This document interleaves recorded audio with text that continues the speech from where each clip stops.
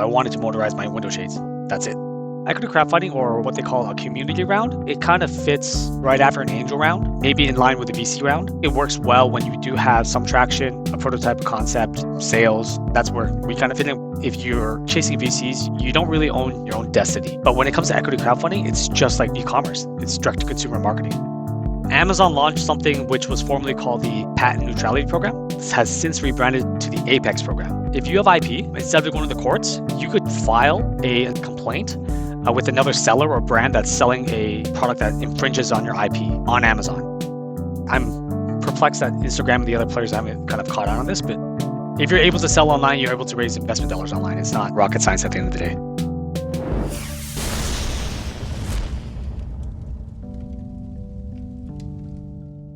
You're spending real money to drive traffic to your site, but the truth is 98% of that traffic leaves without ever giving you an email. Meta knows who they are, but you don't unless you use Instant. Instant helps brands identify anonymous visitors so you can send more abandonment emails, build stronger retargeting audiences, and actually recover that lost revenue. Brands like Fate the Label saw a 4.5x boost in their abandonment flows. Masco increased Shopify revenue by over 15%. Third Love, Toys R Us, and the Oodie, these are all massive stores that use Instant to see an average ROI lift of 11.2x. They'll even guarantee you a 4x ROI or your money back. It only takes 15 minutes to set up and you'll start seeing results fast. If you're serious about getting more out of the traffic you're already paying for, now's the time to fix it. Get 50% off your first month at instant.one/DTC. That's instant.one/DTC. Trung, welcome to the D2C podcast. We met when you came to our event last fall in Victoria, which was fantastic. Learned all about your story, and we've got some really interesting things to talk about today, some things we've never talked about on this podcast before. But why don't we start with your hero's journey with Ryse and sort of why you built this product, what it is. It's an interesting one. Yeah, so I started this company years ago. 2015 was when the idea was conceived. And then we took about 3 years in R&D before launching our first gen in the market. But it was a very simple problem that I was trying to solve. I wanted to motorize my window shades. That's it. So I already had my window shades installed. I didn't want to replace them with motorized shades. I got quoted about $2,000 per window, and I had 4 windows, so too expensive. Initially, I thought there was a product that I was looking for, essentially like a motorized pulley system, if you can imagine that. And it turns out there wasn't, and that was kind of like the eureka moment. So very simple problem I was trying to solve. I wanted to motorize my own shades. They had beaded chains with the loops, and I just wanted a simple motor that could, pull it up and down. So did some research, the product didn't exist, and that's when I went down the rabbit hole and learned that the market was dominated by a few key players, and there was all these middlemen that required the motor itself to flow from the factory all the way to the distributor, to the window blind fabricator, to the window blind retailer, to the end consumer, and everyone has to eat a margin. And that's what really drove up the price. So that's where the idea came from. And, as I mentioned, we spent 3 years in R&D before launching our first gen. And since then, we've been just, slow and steady growing the company, improving the product, and now launching into new markets. What was the hardest part of that R&D process? I would 100% say because the concept was so new and we didn't have existing competitors or products on the market to really mimic or copy or learn from, it was all new IP and no new technology. We developed everything from the ground up. The cadence back then was to develop one clean prototype per month. So one new 3D print design, new electronics design, and try to get them to work over a year. Getting the size right, getting the components right, sourcing the right components, things like that. Because if you're looking at other consumer electronics out there, typically what a company would do is they'll buy a competing product or a few of them, and then they'll break it down. They'll pick and choose which components and what kind of design elements they want to copy and combine to create a new product. We didn't have that because our approach is very new and novel. So that's why the R&D took a lot longer with our first gen.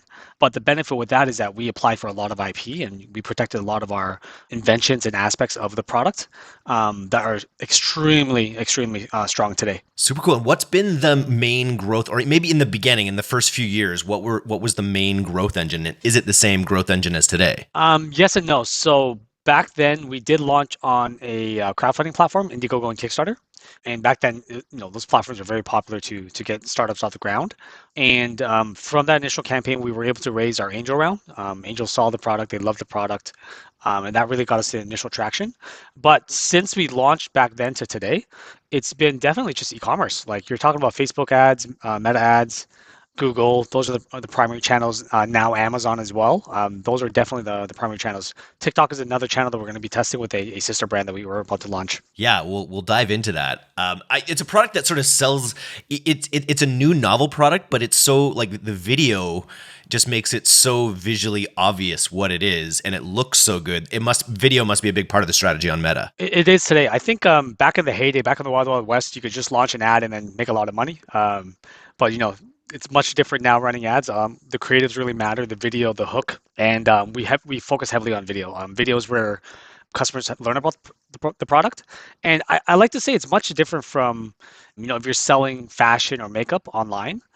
Very different because you could just post a picture online of a somebody posing in a fashion item in maybe travel luggage or in beauty. But with our product, you have to see it in motion because it is one of those products that activates and moves. You have to see it in motion. You have to see the installation. You have to really learn about the type of product and really learn that this product does exist. So we do have that challenge of educating the audience, the consumer, that this product does exist and educating them on what kind of problems we do solve with our technology. So with a tech-heavy company like this and a product that requires education, funds become an issue. Your sort of war chest to go through this. So one of the things I really wanted to dive into was your strategy of equity crowdfunding, where you've raised over 10 million through equity crowdfunding. Talk to me about how that works. Yeah, so equity crowdfunding, or what they call a community round, I would say it kind of fits maybe right after an angel round, maybe in line with a VC round. Uh, I think it works well when you do have some traction, a prototype, a concept, sales, things like that, and that's where we kind of fit in. We had products in the market, we had sales. We are not like just like a lot of direct-to-consumer brands out there. A lot of them are not venture backable, if that makes sense. A lot of the VCs right now are really just into high-tech AI companies and things like that. When you're dealing with physical products, a lot of VCs hate that. It's very small niche of VCs that actually invest in that. So you're already kind of priced out because you're not a SaaS company, you're not a AI company and things like that. So I find that this kind of funding model is great to fund our R&D, our inventory, and our sales and marketing efforts going forward. So I got into this probably 4 years ago, maybe, I think 3 or 4 years ago. And it was a byproduct of what happened with our VC round. So we actually had a term sheet. We were going to raise from 2 to 4 million. With 2 million committed, another 2 million that was going to be joined by a Canadian government agency. So kind of like matching funds. And then when COVID hit, they pulled the term sheet. So it was one of those situations where I'm taking a step back. I'm like, I'm kind of really annoyed. We went through all this diligence. They're pulling the term sheet. They had their reasons, like, we wanted to expand to commercial buildings. Commercial buildings were all on lockdown. Like no one was going to sell into commercial buildings. No one were allowed into the office space. Everyone was working from home. So I understood where they're coming from. But I also realized that if you're really chasing VCs, you don't really own your own destiny. You don't have control over that. But when it comes to equity crowdfunding, it's just like e-commerce. It's direct to consumer marketing. Your audience might not be consumers that buy the product, but your audience will be investors that invest in the company. So I looked at it just like that. And because we had a lot of expertise in direct to consumer and e-commerce, we did the same thing. We just built a funnel. We built a funnel. We drove traffic to the landing page. We acquired emails. We educated the investors on our company, and we had a strong closing date. And that's what we've been doing for the last couple of years, just to fund the company, fund the growth, fund the inventory. Super cool. Is there a platform you use, or is it all DIY? Yeah, so we use Dealmaker. So shout out to Dealmaker. They're like the Shopify of fundraising. We have a live raise if you want to see our actual kind of landing page. It's invest.hellorise.com. And you could check it out. But basically, we have a video there. We have our terms. We have all the company traction. We have our products. We have a roadmap. It's basically a website that pitches, that presents the pitch deck in a sense. And then you have an invest now button. So instead of a buy now button, like you would with an e-commerce site, it's an invest now. And then Dealmaker facilitates the entire investment transaction. It's just like how Shopify would on a consumer product. Obviously, it's there is a lot of compliance because you're dealing with investors. So our offering, our deal has to be vetted by the SEC, has to be qualified by the SEC. FINRA has to go through it if there's any broker dealers involved. And Dealmaker themselves, they go through KYC and AML with each investor that invests. So you could even invest with a credit card. You can invest with a credit card, wire ACH the funds over, but Dealmaker will still go through the whole compliance aspect of things. Super cool. What's the average check size? 2.5 grand. 2.5 grand. That's crazy. And then I'm just curious with like the targeting. Are you like everyone's trying to go general with as many, with their ads when they're selling a product? Is the same thing true with your ads? Are you letting your creative do the targeting? Or are you targeting different communities with interests and lookalikes and stuff? So we're in a very interesting place because I believe Meta just launched their kind of PMax kind of product a couple of weeks ago. So that's still being kind of tinkered with, but ideally you would be targeting a lookalike audience. And one great thing about this is that if you're an e-commerce company and you have a loyal fan base or a loyal customer base, you could market to them. You could send them an email and say, "Hey, we're thinking about raising a round.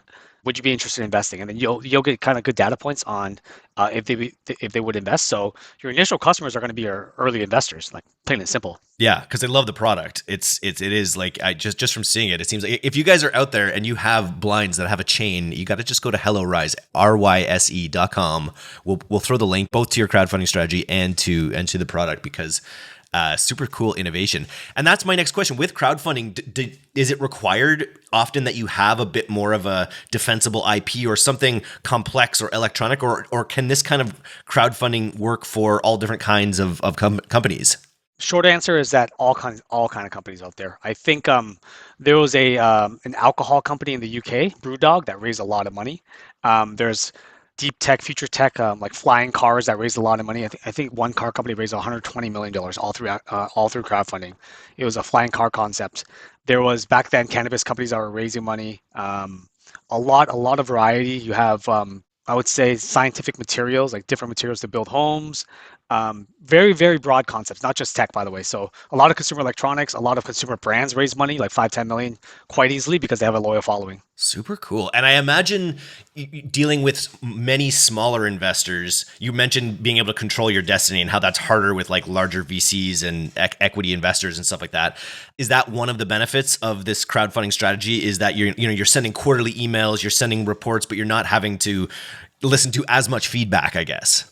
I think feedback's always great because customers, they're using your product, so they're always going to give you feedback. I think the biggest benefit is that when I say control your destiny, one, you control the terms of the deal.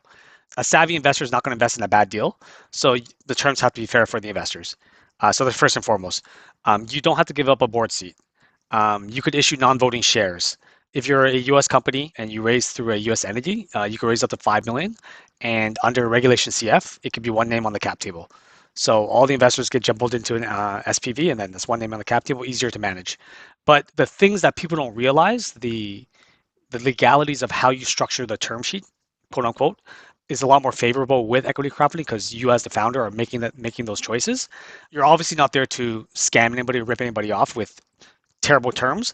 They have to be fair, they have to be reasoned, they have to be logical. And as long as they are, and the investors and the community looks at your deal and they like it, they'll invest. Would you say most of that 10 million or more has come from customers or cold from meta prospecting? Cold. So not only meta prospecting, Meta's actually a very small channel that we're only scaling up now, but a lot of it has been newsletters. So we'll sponsor newsletters to the general public that reads up on any kind of general news, and they'll find us. And like the check sizes they range. Like we've had check sizes as low as 1,000 and as high as 1 million, all through this kind of public advertising. All at the same valuation, essentially. No. So one thing I do that's very unique, and this is kind of like a free tip, is you want to structure it so it's enticing for the investor to invest more, and it's fair for the investors that do invest more. So someone that invests 1,000 will not get the same deal as somebody that invests 10,000, 50,000, 100,000, 1 million. Makes sense. So it's kind of like a sliding scale when it comes to the valuation. That's how we structure it to make it fair and enticing. At the same time, it's kind of like if you think of e-commerce, if you sell bundles, for example, if you buy more product, you get a better deal. So very, very, very similar. I think that makes perfect sense. And then I don't know if you want to disclose this exactly, but what has it cost to acquire that much investment? Like what percentage of what you've ended up getting did you have to spend to acquire it? For us, it's about 3x, just like e-commerce. So you do have to kind of bake that into the valuation. So if you think a VC will give you a fair value of a $20 million valuation, you have to bake up that 30%. So you might want to price that initially at a $30 million valuation. It's still within reason. It's still fair because the check size is not 5 million. It's only $1,000. So that's how I structure it, because you have to account for that dilution that you're spending on the ad spend. That's a great tip as well.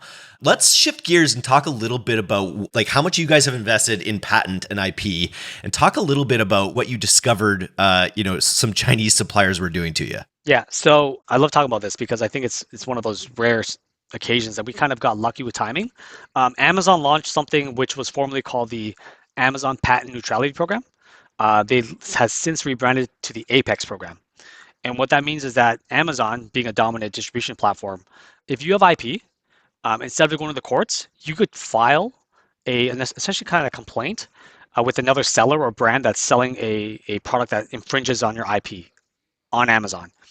Amazon will then ask you to submit kind of like a report or a summary of why they are infringing on your product, and you could get a lawyer to do that for like 5 grand or something, right? But it's much cheaper than going to the courts. And then Amazon will then go to the copycat sellers. It could be 5 of them, could be 1 of them, whatever it is, and they will say this seller has IP. This is their patent number. Please submit your IP protection that you have that gives you the right to sell this product, or please explain why you are not infringing on it. Amazon is then the judge, jury, and executioner. They make the final call. And at one point, we had like hundreds of knockoffs on Amazon. And Amazon, we won the court judgment initially. So like right now, it was free for us. It was just the quick report. So right now, anytime there's a copycat, we go on Amazon, we click within their brand register. You go in and we file a complaint, and Amazon reviews it within 2 days. That's wild. It's funny. I just did my interview with Kevin O'Leary, and I hear him talking often about how most people have there's no recourse with Chinese sellers out in the wild, but on Amazon there is this program that can be beneficial. Yeah, there was another podcast I listened to. Man, I forgot the name of the company, but it was like TRX or PRX. It was those workout ropes. But they went through a very similar process with Amazon. They won, and all the Chinese knockoffs got kicked off the platform. But it's very interesting because this is something that's kind of mind blowing. But the factories and the key players in China that are copying you, they'll know that you have a patent. They'll try it still. They get kicked off, and then the inventory that is in Amazon, because you have to ship it to Amazon to do FBA, that either gets stranded, disposed of, or returned, and it's on the seller to eat up that cost. So they're very mindful of infringing on patents because they don't want to get stuck with inventory they can't sell, right? So as I mentioned, at one point we had like hundreds of sellers that every day we just knocked them off. Now it's like one copycat every month that might pop up and we just kick them off. But it's incredible. People should really look into that. If they do have like patents, the Amazon Apex program is very, very, very useful. That's cool. But that's just on Amazon. It's funny. We're just in this era now, we're in the tariff era. And it was just, I think over the past few days on my TikTok feed, every second ad is a Chinese manufacturer going direct to consumer on TikTok to tell me that I could buy my Birkenstocks from them for 1/10 of the price, even with tariffs baked in. And so it's a brand new world for that. What are you doing on TikTok? Talk to me about your TikTok strategy. So initially we were going to launch our product in TikTok, but our product is like it's got like a Ring doorbell Nest Thermostat. It's a little more expensive for the TikTok type of What audience. is the price point? The Ryse brand itself is from 150 to 200, right? And even if we put it on sale, 20% off, it's still a little more expensive. That being said, well, the interesting thing we did was with regards to China, we actually found the factories that were copying us and knocking us off. And the product isn't as high quality, but it's completely functional. It's very, very robust. And instead of trying to shut them down, we're like, you know what? We're just going to buy from you guys and we're going to private label it. And we're going to own the distribution channel. And that's our TikTok strategy. Just launch a sister brand, sell it through TikTok, price it at $79 to $99, which is like the sweet spot for TikTok. And don't compete with the Ryse brand or the parent brand, and then really just create a sister brand that's more lower price, not as robust, but does the job. If you can't beat them, monetize them. Yeah, and because of the IP, you just own the distribution channel, and that's what IP is. I think Peter Thiel said it, like distribution is defensibility. You want to own that channel, and you want to definitely secure. Like we're not gonna stop factories from manufacturing your product. They're going to open like 10 factories. You're going to take years to shut them down, but you could choke the distribution channels. Super cool. And so I think one of the things you took away from our event in Victoria was Jared, who was building out robust stuff on TikTok Live, essentially. Is that part of your strategy that you're kind of going to use going forward with this new sub Yeah, brand? yeah. So TikTok in the UK and the US, those are the markets we're going after first, and it's definitely a strategy. TikTok Live and TikTok Shop. I think it's like I'm perplexed that Instagram and the other players haven't kind of caught on this, but every direct consumer brand always gets outreach from influencer or kind of creators say, hey, pay me $5,000 and I'll do a post or something, right? There's no ROI on that. Like you can't monetize that. But with TikTok Shop, the affiliate strategy, they only get paid when their content actually monetizes for you. So to me, that's fair. Like you make the content, you get a commission, you build a whole affiliate army, and it's low risk for the brands, and that's what I love about TikTok Shop, versus a lot of these creators that reach out and say they want 5, 10, $20,000 for a video that may not generate any revenue. Like that's pretty ridiculous in my opinion. So I stay away from that. And I really just rely on an affiliate model, and TikTok Shop really dominates with that. And again, it can be directly, showing the product, but it can also just be part of any TikTok influencer or TikTok creators like life. They could just part, you know what I mean? I think I was talking with HexCloud, and they just love cooking influencers who don't sell their product. They just use their product in their videos. And I assume with you guys, it could be a similar thing where people are just like, oh, let me open my windows, check this out.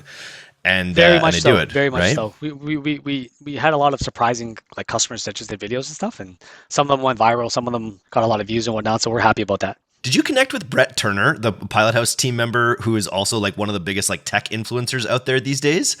I bet he would Um, love your product. I don't know that he has the right blinds.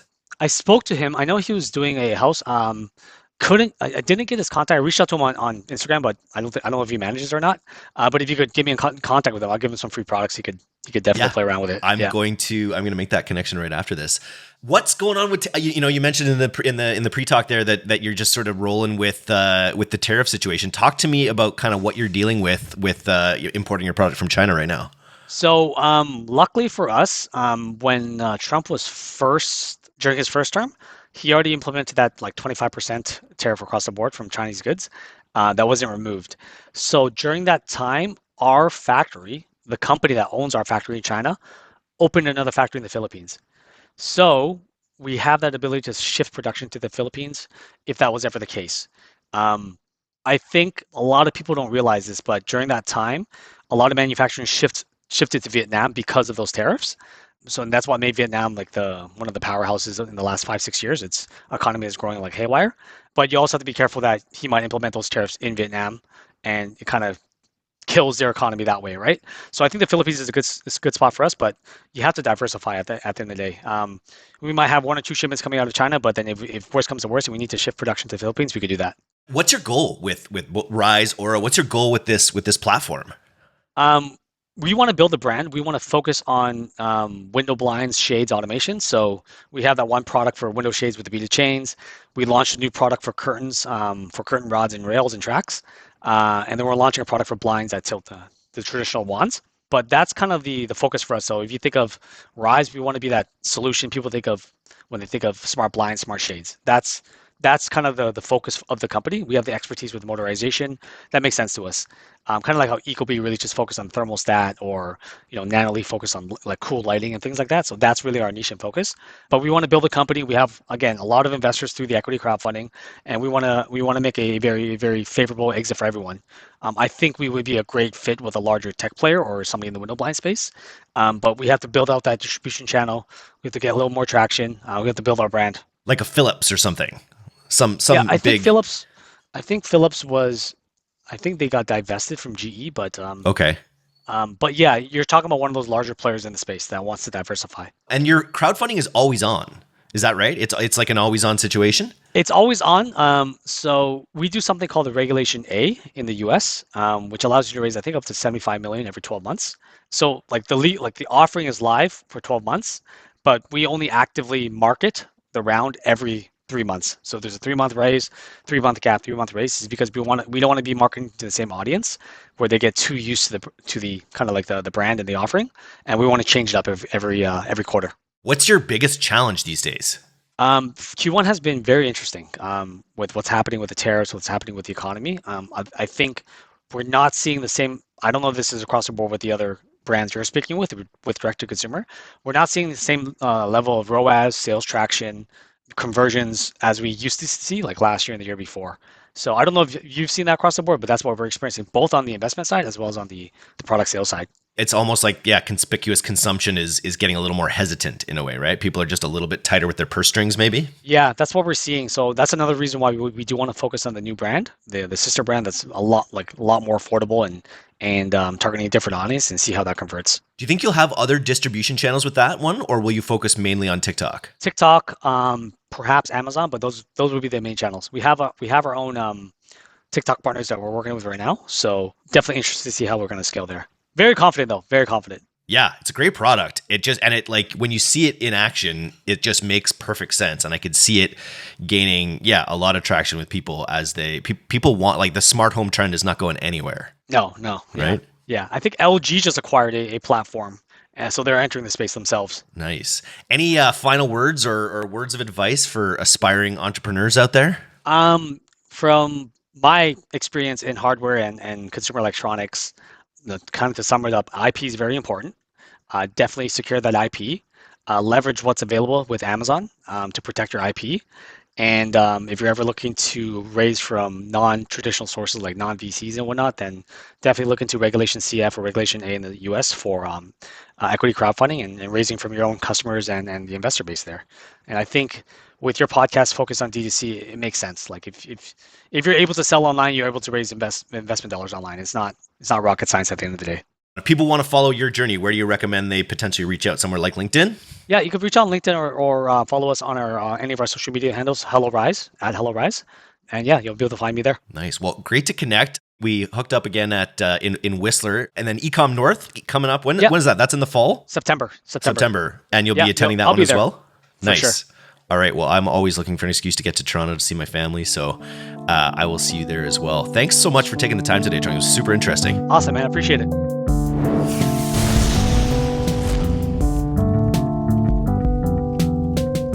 Thanks so much for listening to today's episode. If you're not a subscriber to our newsletter, you can do that right now at directtoconsumer.co. I'm Eric Dick, and this has been the D2C Podcast. We'll see you next time.